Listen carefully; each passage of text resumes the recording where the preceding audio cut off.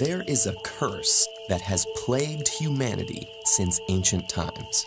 The Greeks fought it by chewing aromatic resins, while the Chinese resorted to eggshells. In the ancient Jewish Talmud, it's even considered legal grounds for divorce. This horrible scourge is halitosis, otherwise known as bad breath. But what causes it, and why is it so universally terrifying? Well, think of some of the worst odors you can imagine, like garbage, feces, or rotting meat. All of these smells come from the activity of microorganisms, particularly bacteria. And as disgusting as it may sound, similar bacteria live in the moisture-rich environment of your mouth. Don't panic. The presence of bacteria in your body is not only normal, it's actually vital for all sorts of things like digestion and disease prevention. But like all living things, bacteria need to eat. The bacteria in your mouth feed off of mucus, food remnants, and dead tissue cells. In order to absorb nutrients through their cell membranes, they must break down the organic matter into much smaller molecules. For example, they'll break proteins into their component amino acids, and then break those down even further into various compounds. Some of the foul-smelling byproducts of these reactions, such as hydrogen sulfide and cadaverine, escape into the air and waft their way towards unsuspecting noses. Our sensitivity to these odors and interpretation of them as bad smells may be an evolutionary mechanism, warning us of rotten food and the presence of disease.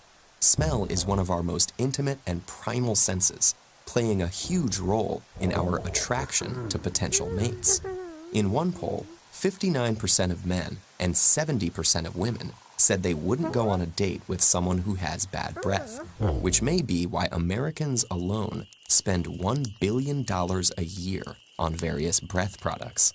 Fortunately, most bad breath is easily treated. The worst-smelling byproducts come from gram-negative bacteria that live in the spaces between gums and teeth, and on the back of the tongue. By brushing and flossing our teeth, using antibacterial mouthwash at bedtime, gently cleaning the back of the tongue with a plastic scraper, and even just eating a healthy breakfast, we can remove many of these bacteria and their food sources.